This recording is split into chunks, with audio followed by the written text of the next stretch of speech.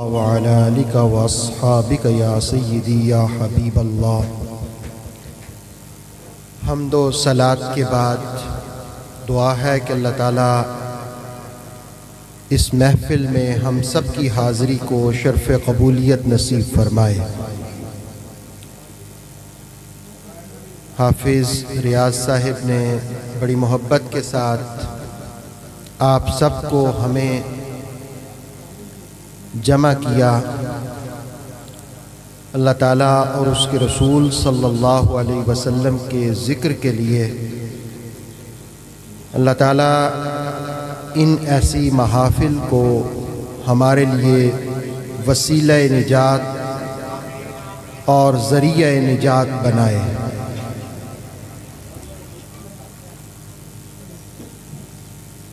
محفل میں استاد الحفاظ و قراء حضرت علامہ قاری نعمان احمد صدیقی صاحب بھی جلوہ افروز ہیں، اور علامہ صاحبزادہ ذیشان احمد حسان صاحب کا خطاب آپ نے سماعت کیا۔ مجھے لگ یہ رہا ہے کہ آپ کافی دیر سے تلاوت نعت شریف کے زمزمے سماعت کر رہے ہیں۔ میں نے اسی لیے بغیر کسی طویل تمہید کے، کسی طویل خطبے کے بسم اللہ الرحمن الرحیم پڑھ کر کے اپنی بات کو شروع کر لیا۔ میں آپ کو رسول اللہ علیہ السلام کی ایک حدیث سناؤں گا اور پھر ہم آج کی محفل کو سمیٹ لیں گے۔ اس حدیث کو حضرت عقبہ ابن عامر رضی اللہ تعالی عنہ روایت کرتے ہیں۔ مسند امام احمد کی یہ حدیث ہے۔ آپ فرماتے ہیں کہ میں رسول پاک صلی اللہ علیہ وسلم کی خدمت میں حاضر ہوا۔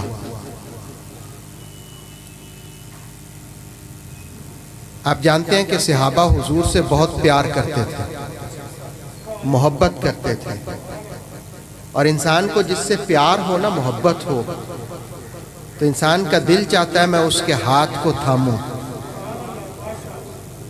تو حضرت عقبہ ابن عامر کہتے ہیں کہ میں حضور صلی اللہ علیہ وسلم کی بارگاہ میں حاضر ہوا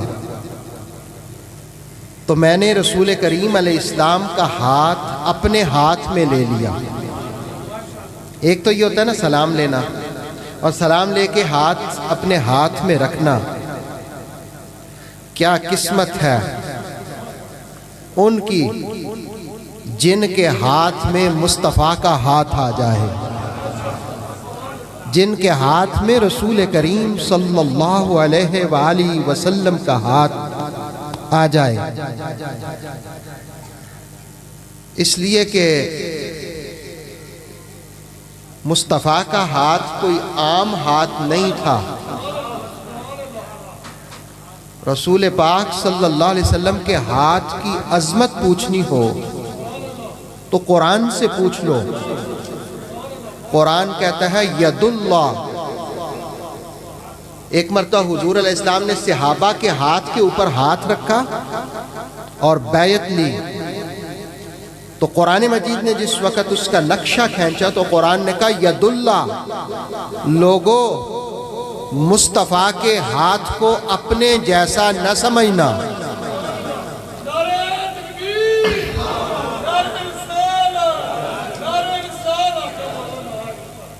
رسول کریم صلی اللہ علیہ وسلم کے ہاتھوں کو اپنے ہاتھوں جیسا نہ سمجھنا۔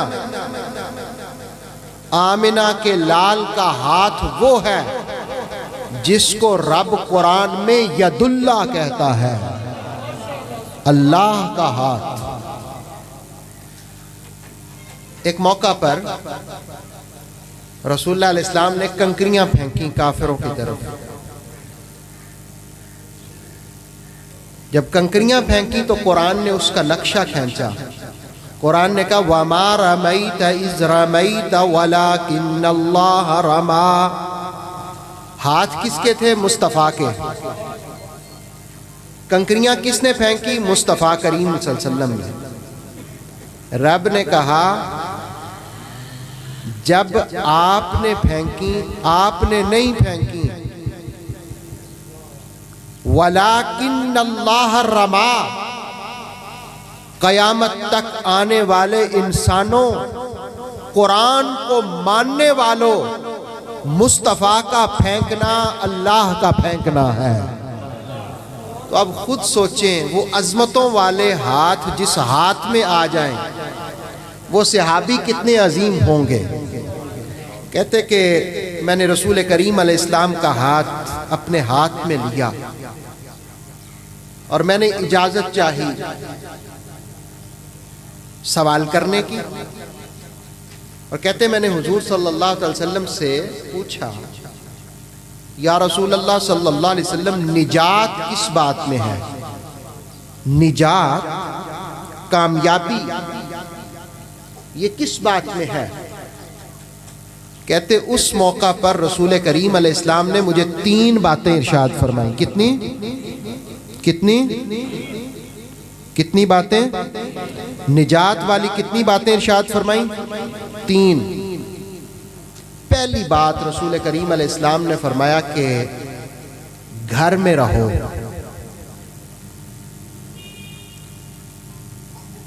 رسول اللہ علیہ السلام نے کہا گھر میں رہو. رسول اللہ علیہ السلام کے کہنے کا مقصد یہ تھا کہ جب باہر نکلنے میں تمہیں کوئی کام نہیں ہے، کبھی اس چوک میں کھڑے ہو جانا، کبھی اس گلی میں کھڑے ہو جانا، کبھی اس پھٹے پہ بیٹھ جانا، یہ ٹائم کا ضیاع ہے، ضائع کرنا ہے، ویسٹ کرنا ہے. حضور نے کہا باہر تمہیں کوئی کام نہیں ہے تو گھر میں بیٹھو. اس لیے کہ باہر نکلو گے فتنوں میں جاؤ گے. تو فتنوں سے بچنے کے لیے رسول اللہ علیہ السلام نے کہا گھر میں رہو. ہاں اگر آپ نے رزق حلال کے لیے باہر نکلنا ہے، جاب کے لیے، کاروبار کے لیے، ضرور جائیں. کسی مقدس محفل میں جانا ہے ضرور جائیں. جہاں اللہ اکبر کی صدائیں ہونی ہیں وہاں ضرور جائیں. جہاں یا رسول اللہ کے نعرے لگنے ہیں وہاں ضرور جائیں. جہاں درود و سلام کی بہاریں ہونی ہیں وہاں ضرور جائیں. اور جہاں ذکر حیدر ہونا ہے وہاں ضرور جائیں. برادران گرامی، رسول کریم علیہ السلام نے فرمایا کہ بغیر مقصد کے باہر نہ جاؤ. اس کا مطلب یہ ہے کہ رسول اللہ علیہ السلام نے اس بات کو اہمیت دی کہ گھر میں رہو، بچوں کی تربیت کرو، بچوں کو اچھی راہ سکھاؤ. بچوں کی ایک ضرورت، ان کو وقت دینا بھی ہوتا ہے، ان کو شفقتوں سے نوازنا بھی ہوتا ہے.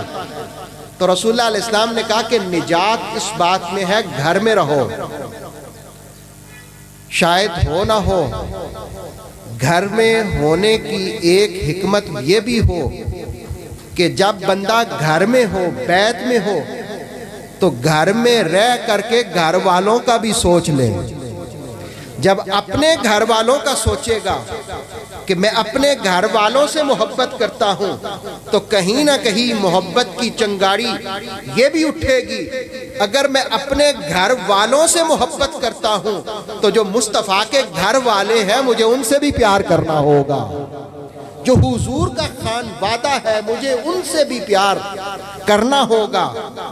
وہ مولا علی ہوں یا سیدہ پاک ہوں یا حسنین کریمین ہوں یا قیامت تک ان کی اولاد ہو، یہ اہل سنت کا ترہ امتیاز ہے. مسلمان مصطفیٰ کی ہر نسبت کو سلام کرتے ہیں.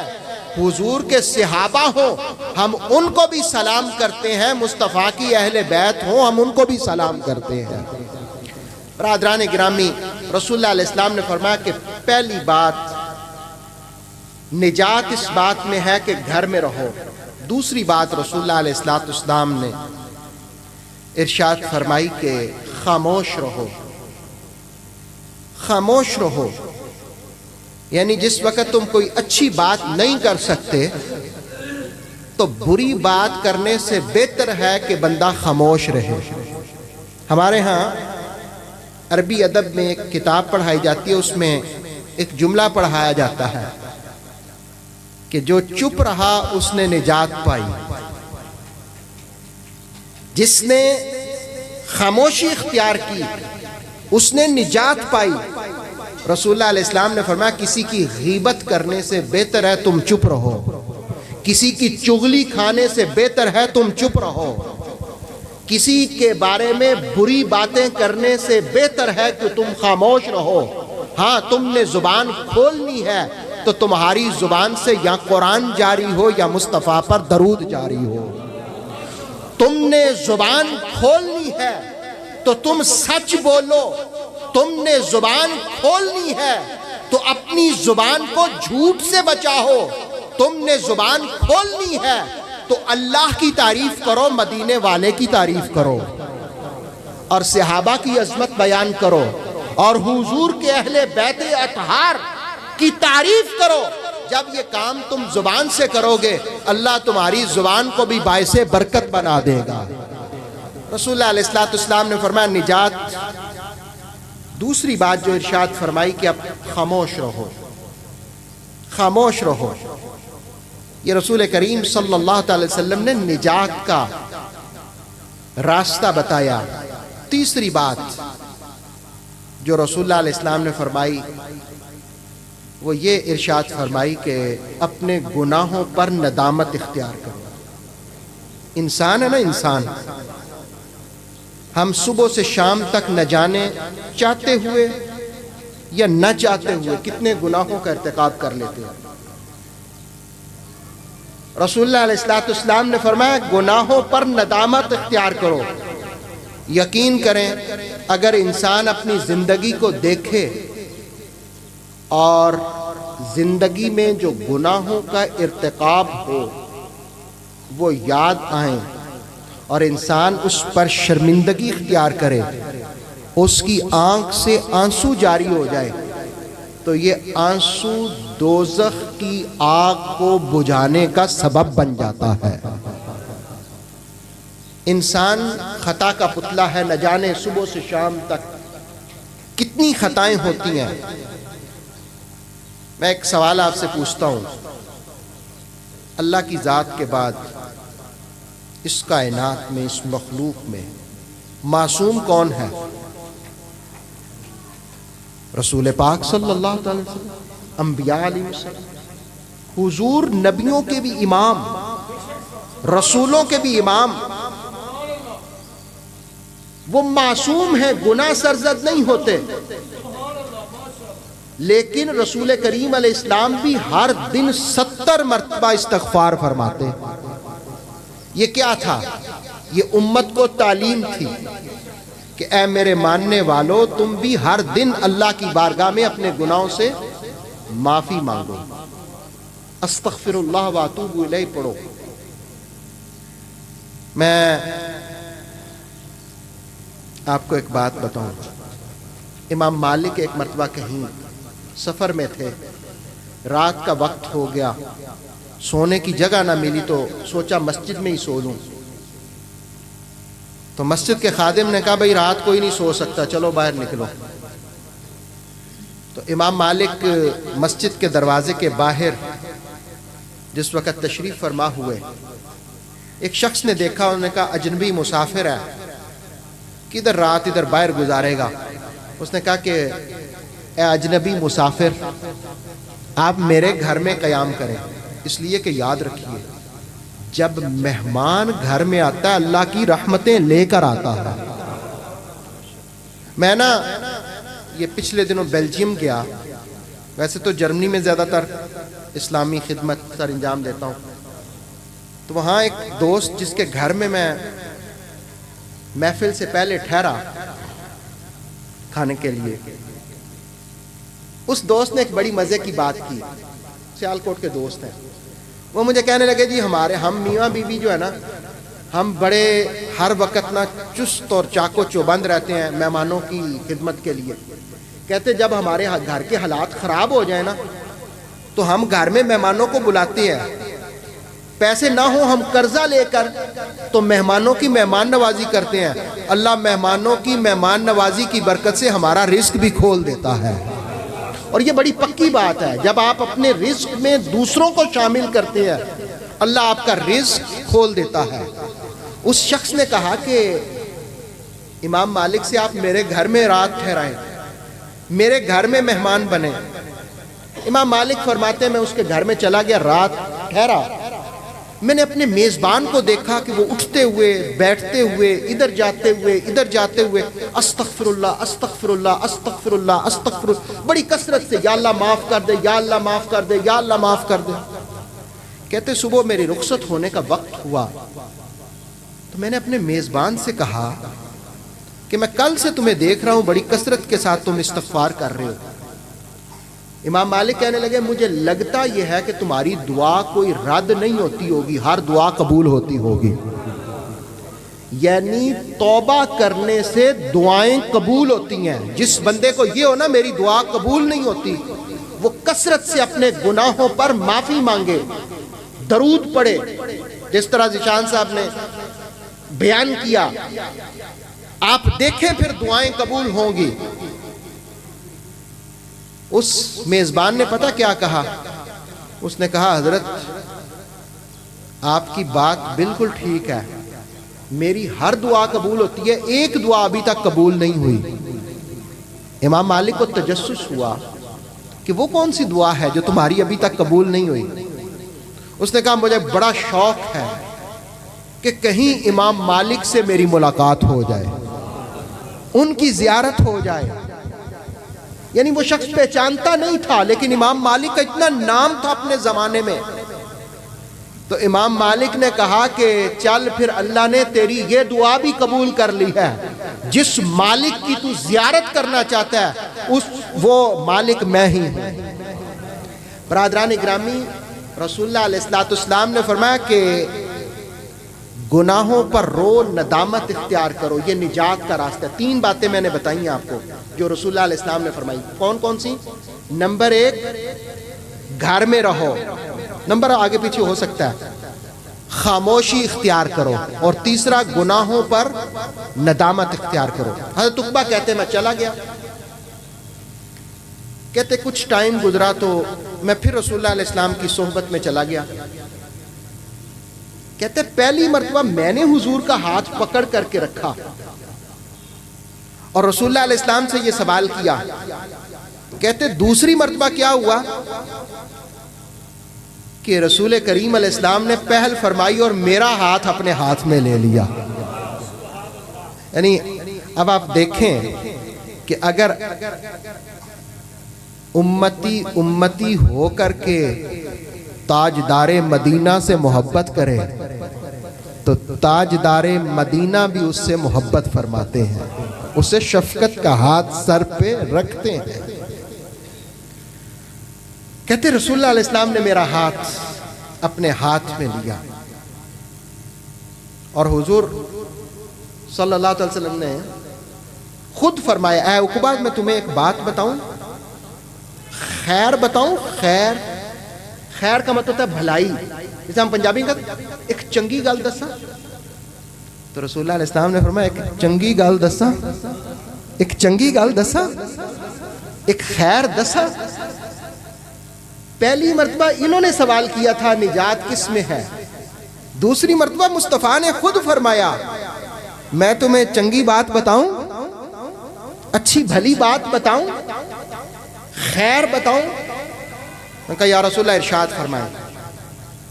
تو رسول اللہ علیہ السلام نے فرمایا کہ قرآن کی آخری 3 سورتوں کو پکا مضبوطی سے تھامو. قل هو اللہ احد، قل اعوذ برب الفلق، قل اعوذ برب الناس. رسول اللہ علیہ السلام نے فرمایا جب بستر پر جاؤ سونے کے لیے تو اے عقبہ ان کو پڑھ لیا کرو. یہ 3 سورتیں تم پڑھو گے ان میں خیر ہی خیر ہے، برکت ہی برکت ہے۔ بلکہ جس کو یہ وہم ہو جائے نا، ہمارے لوگوں کو وہم بڑے ہو جاتے ہیں۔ میں یہ نہیں کہتا کہ عورتوں کو ہی وہم ہوتے ہیں، بندوں کو بھی آج کل ہو جاتے ہیں۔ کوئی حالات تنگ ہو تو جی کسی نے لگتا ہے کچھ کر دیا ہے، لگتا ہے میرا رزق بند کیا ہوا ہے، لا حول ولا قوت الا باللہ۔ یاد رکھنا کس انسان میں اتنی طاقت ہے کہ وہ کسی کا رزق بند کرے؟ رزاق رب ذوالجلال ہے، دینے والا وہ ہے۔ اگر بندہ وسیلہ مصطفیٰ اس سے مانگے تو وہ ضرور عطا فرماتا ہے۔ اصل میں جس وقت انسان کے کام کرتوت اپنے خراب ہوتے ہیں تو وہ اپنے رزق کی بندش خود کرتا ہے، اپنے غلط کاموں کے ذریعے۔ رسول کریم صلی اللہ علیہ وسلم، میں یہ بات عرض کر رہا تھا کہ اگر کسی کے وہم میں آ جائے نا کسی نے کچھ کیا ہوا ہے، وہ تینوں کل پڑا کرے، انشاءاللہ اس کی برکت سے اللہ رب العالمین اگر کسی نے کچھ کیا بھی ہوگا تو اس کو ختم فرما دے گا۔ رسول اللہ علیہ السلام خود ہر رات کو جب بستر پر تشریف فرما ہوتے تو تینوں کل پڑھ کر کے حضور علیہ السلام اپنے جسم پر مساج فرماتے۔ تو میں یقین سے کہتا ہوں جو کام میرے حضور کی زبان سے نکل گیا اللہ نے اسی میں خیر رکھی ہے۔ اگر یہ وہم آ جائے نا تو تینوں کل کثرت سے پڑھا کرو، اور رات کو سوتے ہوئے بھی پڑھا کرو۔ حضور علیہ السلام نے کہا یہ خیر ہی خیر ہے۔ یہ دوسری ملاقات عقبہ ابن عامر کی۔ تیسری ملاقات، عقبہ ابن عامر کہتے ہیں کہ میں پھر رسول اللہ علیہ السلام کی خدمت میں گیا۔ اب دیکھیں یہ بڑی محبت کی ملاقاتیں ہیں۔ کہتے ہیں پہلی مرتبہ میں نے حضور کا ہاتھ تھاما، دوسری مرتبہ گیا تو رسول اللہ علیہ السلام نے میرا ہاتھ تھام لیا، تیسری مرتبہ آپ فرماتے ہیں کہ میں نے پھر کوشش کر کے مصطفیٰ کا ہاتھ اپنے ہاتھ میں لے لیا، رسول اللہ علیہ السلام کا ہاتھ اپنے ہاتھ میں لیا۔ دیکھیں اگر عقبہ ابن عامر ایک مرتبہ ہاتھ اپنے ہاتھ میں لے کر یا دو مرتبہ اتنا فخر کر رہے تھے تو خود سوچو اس علی کا مقام کیا ہوگا کہ حجۃ الوداع سے واپسی کے موقع پر غدیر خم میں سارے صحابہ موجود تھے، مصطفیٰ کریم نے مولا علی کا ہاتھ اپنے ہاتھ میں لیا اور خطبہ دیتے ہوئے حضور نے کہا من کنت مولا ہو فعلی مولا ہو، لوگوں سن لو جس جس کا میں آقا ہوں علی بھی اس کے آقا ہے۔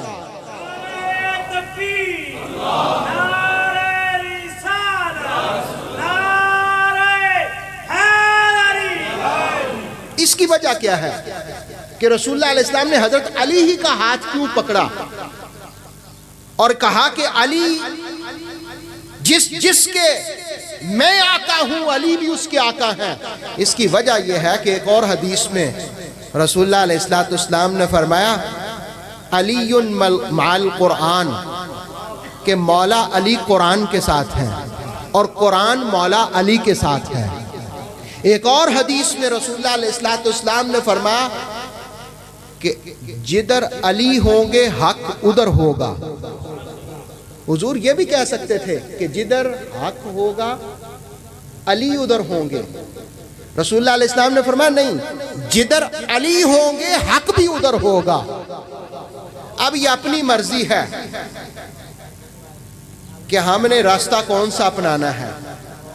مولا علی والا، جب مولا علی والا راستہ اپناؤ گے تو قرآن کا راستہ ہے، مولا علی کا راستہ قرآن کا راستہ ہے، علی والوں کا راستہ قرآن کا راستہ ہے۔ اور ہو سکتا ہے تم دوسری جانب جاؤ تو تمہیں دولت ہی دولت کے انبار نظر آئیں، لیکن ان کی بارگاہ میں فقر ہی فقر ہے اور قرآن کا مضبوطی سے دامن تھامنا ہے۔ برادران گرامی، حضرت عقبہ کہتے ہیں میں نے رسول اللہ علیہ السلام کا ہاتھ پکڑا اور میں نے کہا کہ یا رسول اللہ صلی اللہ علیہ وسلم ارشاد فرمائیں کامیابی کہاں ہے، فضیلت معاب عمل کون سے ہیں، فضیلت معاب عمل کون سے ہیں؟ تو رسول اللہ علیہ السلام نے اس موقع پر فرمایا کہ جو تجھے محروم کرے اس کو تم عطا کرو، یعنی اگر کوئی آپ کو محروم کرتا ہے آپ اس کو دیں، اس کو نوازیں۔ حضور نے صلی اللہ علیہ وسلم نے فرمایا یہ فضیلت معاب عمل ہے۔ اور دوسری بات رسول اللہ علیہ السلام نے ارشاد فرمائی کہ جو تم سے قطع تعلقی کرے، تم سے تعلق توڑے، اس سے تعلق جوڑو۔ بعض اوقات رشتہ داریوں میں ہوتا ہے اور جی میں تو نہیں اس سے ملتا، یہ وبال نفس کے ہیں۔ اسلام کی تعلیمات کیا ہے؟ رسول اللہ علیہ السلام نے فرمایا جو تم سے تعلق توڑے تم اس سے تعلق جوڑو۔ اور ایک حدیث میں رسول اللہ علیہ السلام نے یہ بھی فرمایا جو شخص اپنے رزق میں سے اپنے رشتہ داروں کو بھی تحفے تحائف دیتا رہتا ہے اللہ اس کے رزق میں اور برکتیں عطا فرماتا ہے۔ یعنی رزق میں برکتیں چاہو نا تو جو رشتہ دار ہیں ان کو بھی کھلایا پلایا کرو، اللہ تعالیٰ اس میں برکتیں عطا فرماتا ہے۔ اور یہ درس سیکھنا ہو تو آپ کو کس گھر سے سبق ملے گا؟ دوسروں کو کھلانے کا پلانے کا۔ یہ دیکھنا ہو تو فاطمہ الزہرا کا گھر دیکھ لو، یہ دیکھنا ہو تو مولا علی کو دیکھ لو۔ برادران گرامی کتنے دنوں سے بھوکے، روزہ بھی رکھا ہے، اور جس وقت مزدوری کر کے رات افطاری کا سامان ہوتا ہے دروازے پر ایک دن بھی یتیم آ جاتا ہے، کھانا اٹھا کر اس کو دے دیا جاتا ہے۔ دوسرے دن مسکین آ جاتا ہے، کھانا اٹھا کر اس کو دے دیا جاتا ہے۔ تیسرے دن قیدی آ جاتا ہے، کھانا اٹھا کر اس کو دے دیا جاتا ہے۔ مولا یہ راز کیا ہے؟ کہا یہ مصطفیٰ کا گھرانہ ہے، خود بھوک کاٹ لیتے ہیں لیکن اپنے در پہ آنے والوں کو نواز دیتے ہیں۔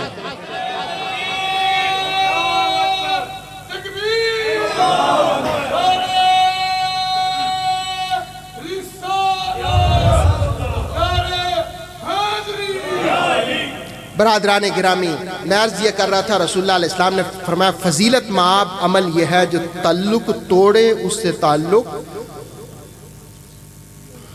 جوڑو، اس سے تعلق۔ بڑے لوگوں کو دیکھا ہے آج کل سوشل میڈیا پہ جس طرح بدتمیزی ہے، مذہب کا لبادہ اوڑھ کر کبھی اس کے خلاف تقریریں کبھی اس کے خلاف بغض ابھارا جا رہا ہے۔ یقین کریں اس ماحول میں میں نے دیکھا ہے حضور کے خاندان کو، وہ کہتے ہیں جس کے پاس جو ہوتا ہے اس کو کرنے دو، ہم قرآن والے ہیں، وہ ہمیں گالیاں دیتے جائیں ہم قرآن سناتے جائیں گے۔ برادران گرامی یہ فرق ہے، یہ فرق ہے۔ اور اس وقت بڑی بدتمیزی ہے سوشل میڈیا پہ، ایک اٹھتا ہے اس کے خلاف، دوسرا اٹھتا ہے اس کے خلاف۔ کیا قرآن موجود نہیں ہے؟ کیا مصطفیٰ کی احادیث موجود نہیں ہے؟ جب قرآن بھی موجود ہے، سنت بھی موجود ہے، ایک دوسرے کے خلاف بغض پیدا کرنے کی بجائے قرآن اور سنت کو فالو کیا جائے۔ اور تیسری چیز رسول اللہ علیہ السلام نے فضیلت معاب عمل یہ بتایا کہ جو تم پر ظلم کرے تو تم اس کو بھی نظر انداز کر دو۔ اللہ رب العالمین کی بارگاہ میں التجا ہے کہ اللہ تعالی ہم سب کو اپنے کرم رحمتوں سے نواز دے۔ میں انہی باتوں پر اکتفا کرتا ہوں، بہت سے علماء کرام بھی تشریف فرما ہیں۔ اللہ رب العالمین ان سب کو بھی برکتوں سے نوازے، اللہ تعالیٰ اس گھر میں بھی برکتیں عطا فرمائے۔ وآخر دعوانا الحمدللہ۔